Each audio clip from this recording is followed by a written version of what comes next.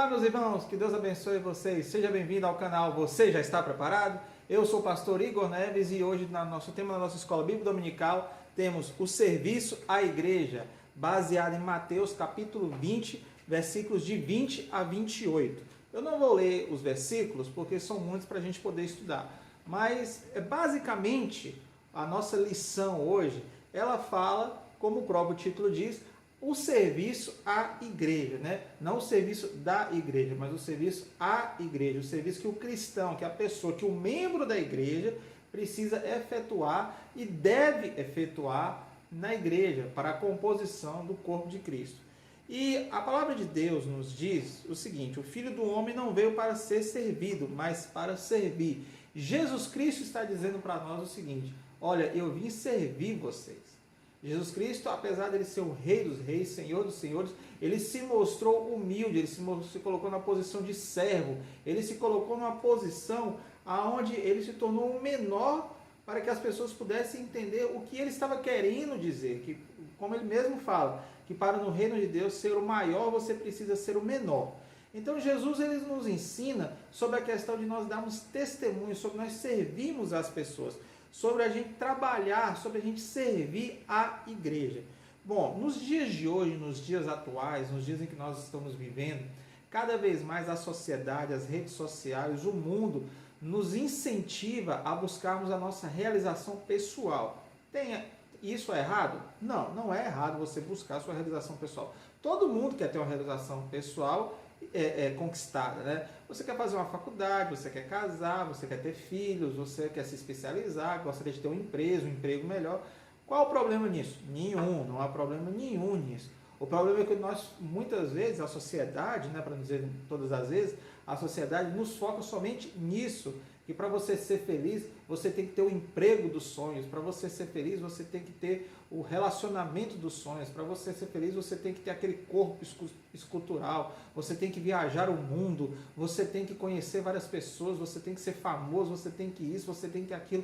Mas Jesus, que é o único nome que dividiu a humanidade em duas partes, né? Podemos dizer, em antes de Cristo e depois de Cristo, Jesus, ele se torna o menor de todos. Ele chega para os servos e lava os pés dos apóstolos. Ele chega para as pessoas e se coloca na posição de humilde. Jesus, o Filho de Deus, o Salvador do mundo, o Salvador da humanidade, é humilhado e morto numa cruz, que era a forma de punição dos piores bandidos daquela época. Então, Jesus ele mostra um testemunho de vida, ele mostra um testemunho completamente ao contrário. Ele vai contra a mão do sistema. O sistema está caminhando para um caminho, mas Jesus ele vai para o caminho exatamente oposto. Jesus ele nos ensina, ele nos incentiva a fazer justamente ao contrário do que o mundo nos manda fazer. O mundo não nos fala assim, ó, se torne o menor. O mundo não nos fala assim, abra mão do que você tem e dê para os outros. O mundo não nos ensina que nós devemos fazer o melhor sem a gente pensar que isso vai nos trazer algum benefício. Não, o mundo não nos ensina isso, mas a palavra de Deus nos ensina. A palavra de Deus nos diz que Jesus ele veio ao mundo para servir e ele morreu para que pudéssemos ter vida e vida em abundância. O mundo não nos ensina que nós devemos morrer pelo outro. O mundo nos ensina que nós devemos sequer, até mesmo pisar no outro se necessário for. Mas a nossa lição traz isso hoje para nós como serviço à igreja. E o primeiro tópico que a nossa lição nos traz é para a edificação do corpo de Cristo. Em Efésios 4, 25, a igreja ela é comparada a um corpo. Braço, cabeça, tronco, né? Tem aquela musiquinha cabeça, ombro, joelho, pé. Então, o corpo de Cristo ele é comparado ao corpo mesmo. A igreja é comparada a um corpo mesmo. E até o próprio versículo, quando você lê, ele fala que se uma parte do corpo sente dor, todo o corpo sente dor. Por exemplo, você sente uma dor nas costas, você fica incapacitado de se movimentar de maneira correta, de trabalhar, de estudar. Você sente dor de cabeça, você fica indisposto. Você está com uma dor na região abdominal, né? A dor de barriga e tal, você não consegue trabalhar, se concentrar, a dor nos olhos, e, assim, uma série de coisas que pode estar acontecendo e que vai afetar todo o corpo. A edificação do corpo de Cristo é a mesma coisa. Nós não podemos deixar que o corpo sinta dor. Nós não podemos deixar que o corpo sinta algum machucado para que possa interferir no bom funcionamento de todo. Por quê? Porque o corpo ele é extremamente importante. E pastor, qual é a parte mais importante do corpo? O que você acha? Você acha que a parte mais importante é os olhos?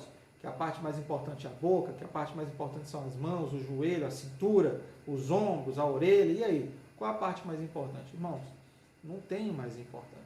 Você pode até viver sem algumas coisas. Tem pessoas que vivem sem os membros, tem pessoas que vivem sem a vista, sem a audição, tem pessoas que vivem sem a capacidade de se locomover, de se movimentar, a não ser que seja com a cadeira, com um aparelho de ajuda, alguma coisa do tipo.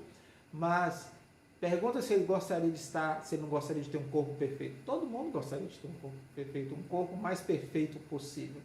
Então, quando a gente traz a edificação do corpo da igreja, a gente tem que ter duas vertentes que sempre são sempre assim, muito delicadas, que é o fato do membro da igreja ter uma posição de muito destaque e outro membro da igreja achar que ele não serve para nada. Às vezes a gente vê o irmão lá que nem se destaca na igreja, é um irmão assim, vamos dizer, anônimo, é um irmão que muitas vezes as pessoas não dão muita bola, mas às vezes esse irmão, ele está sustentando a igreja em oração. Às vezes aquele irmão que você pensa que nem faz muita importância, digamos assim, mas aquele irmão está presente nas atividades da igreja, está em oração, dá testemunho, é o primeiro a chegar nas reuniões, nas atividades da igreja. Na Igreja Batista de Vila Isa, nós temos, por exemplo, o irmão Lázaro. O irmão Lázaro ele é uma das primeiras pessoas a chegar no culto. Tanto que meu filho, um dia, falou assim: pai, como que é bacana, né? O irmão Lázaro, ele é uma das pessoas que eu mais admiro aqui, porque ele é um dos primeiros a chegar na igreja. Olha só, o fato dele chegar cedo, estar presente no culto, já é um testemunho para o meu filho. E muitas vezes a gente não dá bola para isso, a gente não dá significância a isso. Se você digitar no Google, no respostas.com.br, ele diz o seguinte, que testemunho é a declaração ou depoimento de alguém comprovando totalmente alguma coisa. Ou seja, quando você testemunha de Jesus Cristo, quando você dá um testemunho verdadeiro de Cristo, quando você realmente é o corpo de Cristo, quando você faz parte exatamente do corpo de Cristo, isso é uma prova cabal e você está comprovando isso para outras pessoas. Então, quando você está presente nas atividades da igreja, quando você chega junto com os irmãos da igreja, tem campanha, você participa, tem cantina, você participa, é momento de oração, você está lá orando, o momento de evangelismo, você está evangelizando, ou seja, você é aquele membro ativo da igreja. E não pense você que, porque eu não estou na frente cantando, porque eu não estou pregando, porque eu não sou líder do ministério de oração, porque eu não tenho o dom da fé, não sou professor de escola bíblica, que você é menos importante. Não, todos nós somos importantes para Cristo, todos nós fazemos parte do corpo de Cristo, todos nós temos uma necessidade extrema no corpo de Cristo. Jesus não quer que nós nos perdemos, Jesus não quer que, não pegar aqui, vai ser salvo somente os que tocam. Vão ser salvos somente os professores de escola bíblica. Vão ser salvos somente aqueles que são mais eloquentes. Aqueles que leem a Bíblia todos os dias. Não, faltou de ler a Bíblia um dia não está salvo. Não existe isso. É aquele que testemunha, que vive o Evangelho, que está presente, que busca a Deus, que vive o amor de Deus, que busca viver cada dia mais a verdade do Evangelho em sua vida. Esse é o que faz diferença. Isso é edificação do corpo de Cristo. Isso é fazer parte do corpo de Cristo. Quando a gente está fazendo parte do corpo de Cristo e nos tornamos cristãos maduros, nos tornamos pessoas mais conscientes e mais experientes na fé cristã, a gente vê como que isso é importante para as nossas vidas, a gente vê a necessidade disso, a gente vê como que nós, através dessa maturidade que alcançamos, nós conseguimos levar outras pessoas para o Evangelho. Então, irmãos, é muito importante que a igreja, que o corpo, ele seja edificado. E quem vai edificar o corpo de Cristo? Somos nós. E, irmãos, você edifica com o seu testemunho de vida. É a primeira maneira de edificar. Às vezes com a palavra. às vezes com algo que você pode dizer. Já tem cerca de 12 anos, desde que meu primeiro filho nasceu, que eu e minha esposa, a gente não assiste TV aberta. Aqui em casa a gente não assiste TV aberta. A gente não tem esse costume de assistir TV aberta. Hoje ficou até mais fácil, né? Com esses aplicativos que você assiste pela internet e tudo mais, então fica até mais fácil você ter outro conteúdo para poder assistir. E um dia eu comentei isso na escola bíblica dominical, numa igreja, e cerca de uns 6 meses, um ano depois, uma irmã falou assim: pastor, no dia que você comentou que você deixou de assistir rede aberta de televisão, eu fiz o mesmo compromisso com Deus, já tem um ano que eu não assisto TV aberta, porque eu não estava aguentando, era um conteúdo que não me edificava, os programas, os jornais, as novelas, os filmes que não edificavam a minha vida, então eu deixei isso de lado. Então, irmãos, como que o simples fato de uma palavra que eu falei, que para mim é irrelevante, para outra pessoa aquilo pode ser uma grande mudança de vida. Irmãos, isso é o que Jesus faz. Isso é o que o poder do Evangelho faz. Isso é o que a ação do Espírito Santo faz. Ele pega pessoas comuns como eu e você, usa a nossa vida para edificarmos pessoas comuns como eu e você, em outro lugar, para que essa pessoa possa crescer no Evangelho, para que ela possa edificar outros, para que os outros possam crescer no Evangelho para edificar outros e assim sucessivamente. É isso que o Evangelho faz. É isso que é fazer parte do corpo de Cristo. É isso que o apóstolo Paulo fala para nós. É isso quando diz em Atos dos Apóstolos, quando diz que aqueles que alvoroçaram ao mundo também chegaram aqui, quando se refere que os apóstolos chegaram em uma cidade. Porque eles estavam alvoroçando o mundo, eles estavam falando de Jesus, eles estavam pregando a ressurreição de Jesus, eles estavam pregando a salvação em Jesus, eles estavam conturbando o mundo antigo, o Império Romano, a cultura romana, estavam mudando tudo aquilo. Mudando tudo. Estavam impactando vidas através das ações, do testemunho, da mudança de vida que eles tinham. E o que eles falaram? Aqueles que alvoroçaram o mundo também chegaram aqui. O segundo tópico que a gente vê é quando conta aquela parábola dos talentos, né, narrada em Mateus capítulo 25, de 14 a 30. Também não vou ler, depois o irmão pode ler em casa e analisar e fazer as suas análises e seus estudos. Mas aquela parábola, de uma maneira bem resumida, é o seguinte: o Senhor ele dá talentos, ali esse talento é dinheiro, é o dinheiro daquele povo, daquela época.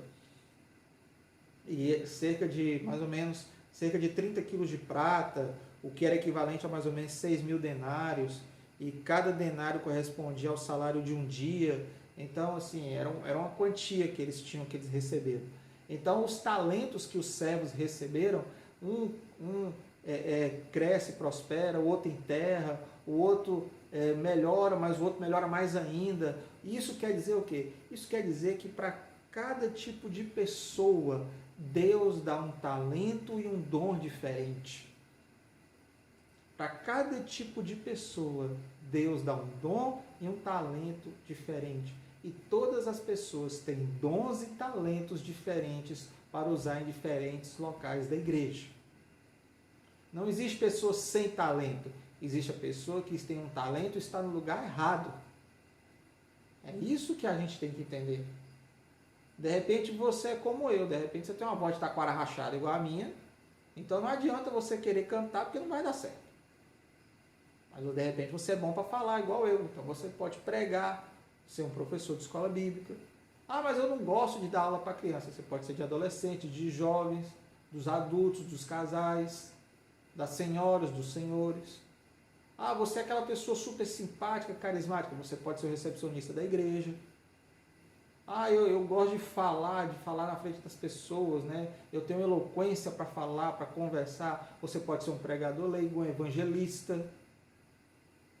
Você pode fazer várias coisas. Ah, eu sei tocar, eu sou aquele músico de final de semana. Você pode não se sentir à vontade para cantar na frente da igreja, mas de repente você pode tocar na reunião de oração, num culto no lar. numa reunião mais informal na igreja, no pátio da igreja, na calçada, em algum canto assim. Então, toda pessoa tem um talento, toda pessoa tem um dom. A pessoa só tem que descobrir que dom é esse. Ela só tem que saber como usar isso. Às vezes o dom da pessoa é operar o computador, e hoje com o digital, com o mundo digital, com a era digital que chegou e está evoluindo, de repente o dom da pessoa é fazer o marketing da igreja, é operar o PowerPoint durante os cultos, produzir vídeos, não sei, de repente o irmão é bom na cozinha, você pode fazer comida, fazer alimentos, fazer cantina, atrair pessoas, fazer cantinas para poder vender produtos para arrecadar fundos para a igreja. De repente o irmão é um bom vendedor, pode fazer um bazar missionário e aí o dinheiro que vai ser arrecadado vai dar para a obra missionária ou para a construção da igreja. Assim, infinitas coisas. Infinitas coisas que nós podemos fazer. Basta querermos fazer. Basta querermos fazer. Temos que querer usar o dom. Nessa parábola que Jesus nos conta que um dos servos recebeu o talento e o que ele fez? Ele enterrou o talento, ou seja, ele não quis usar. Ele ficou com medo de usar. Ele quis devolver para o seu senhor a mesma coisa. Irmãos, tem pessoas aí com tanto talento, e estão sentadas nos bancos das igrejas, sem fazer nada. Podendo fazer muito na edificação do corpo de Cristo. Podendo fazer coisas assim, tremendas, para que o Evangelho seja pregado, para que vidas possam ser impactadas e para que pessoas possam ser alcançadas. Mas precisa querer fazer. E nós somos responsáveis por usar bem ou mal os nossos talentos.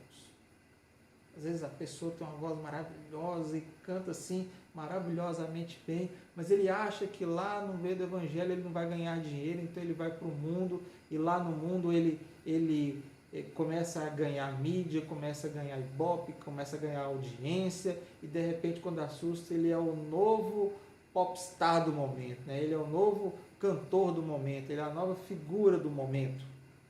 E aí ele começa a ganhar dinheiro e acha que isso é o mais importante. Quando na verdade, quer comais, quer bebais, quer façais, fazer tudo para a glória de Deus. Talentos, irmãos, são coisas tremendas, dons são coisas maravilhosas. Nós temos vários dons que a Bíblia nos cita. Temos o dom da sabedoria, o dom do conhecimento, o dom do discernimento dos espíritos, o dom da fé, que é um dos mais lindos que eu acho, o dom da cura, o dom da operação de milagres, o dom de profecia, o dom da variedade de línguas, o dom de interpretação de línguas. Assim, muitas coisas. Muitas coisas.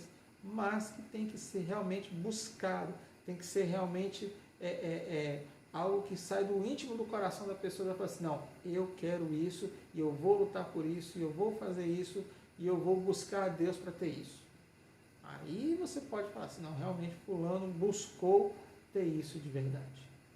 E isso é uma das coisas mais importantes que nós precisamos ter em nossas vidas. Ao utilizar os talentos em prol do reino de Deus e das outras pessoas, esses são desenvolvidos e realizam-se boas obras divinas. Então, irmãos, nós usarmos os nossos talentos, nós estamos fazendo o quê?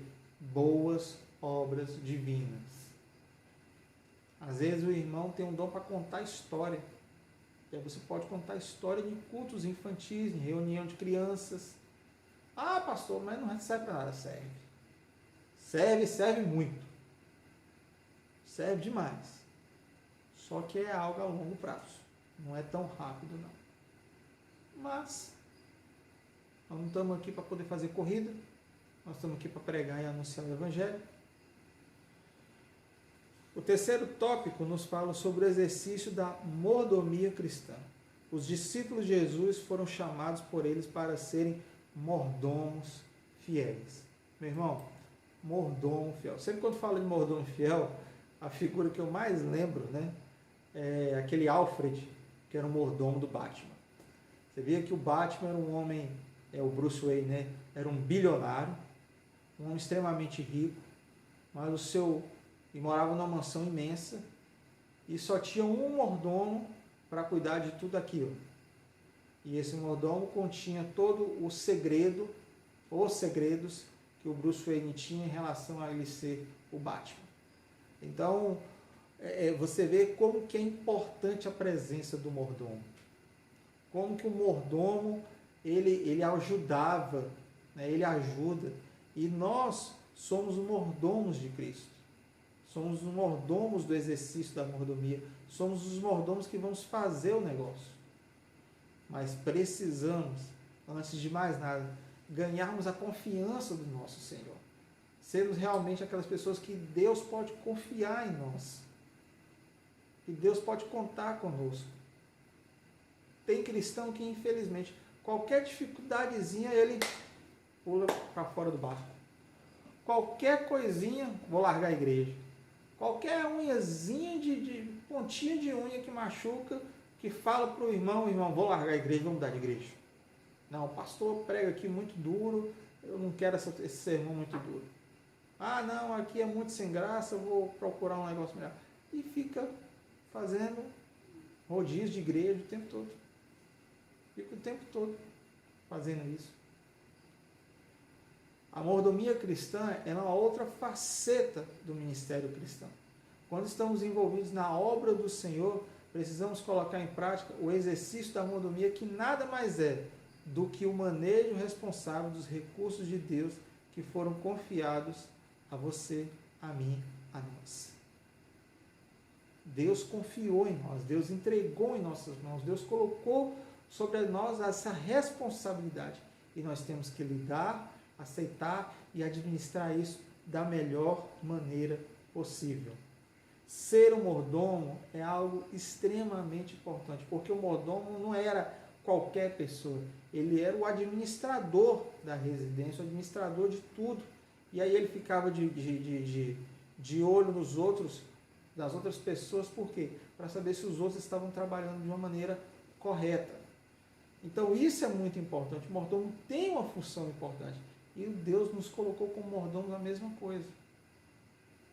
A mesma coisa, para ficarmos de olho, atentarmos para tudo que está acontecendo ao nosso redor, e então a gente pode falar assim, não, agora realmente eu estou vivendo aquilo que Deus colocou em minha vida.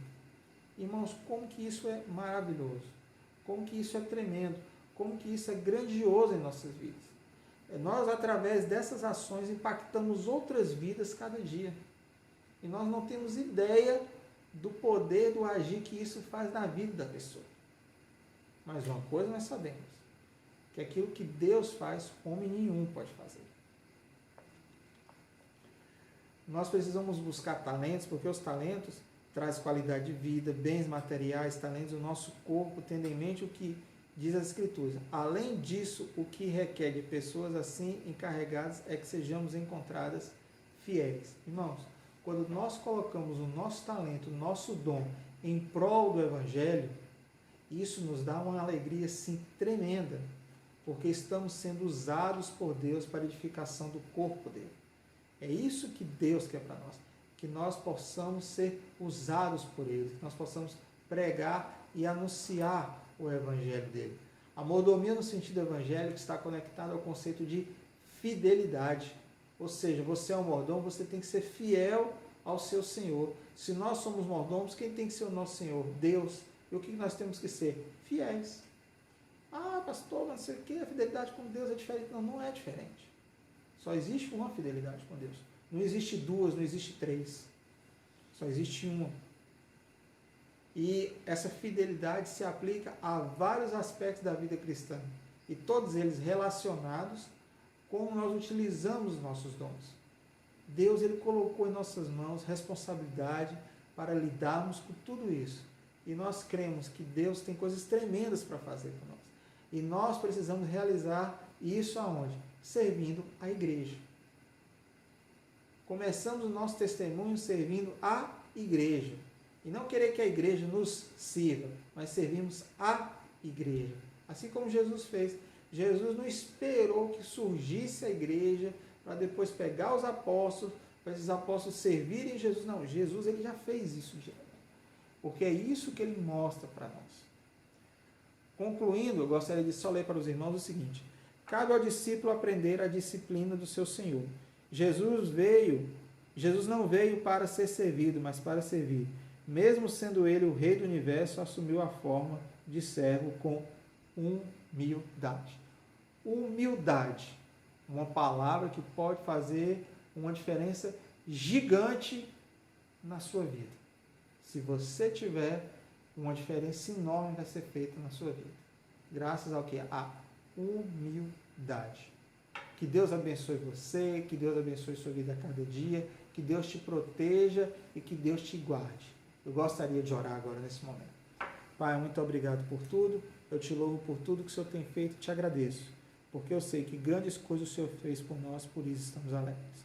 Obrigado por tudo que o Senhor tem feito, em nome de Cristo Jesus. Amém.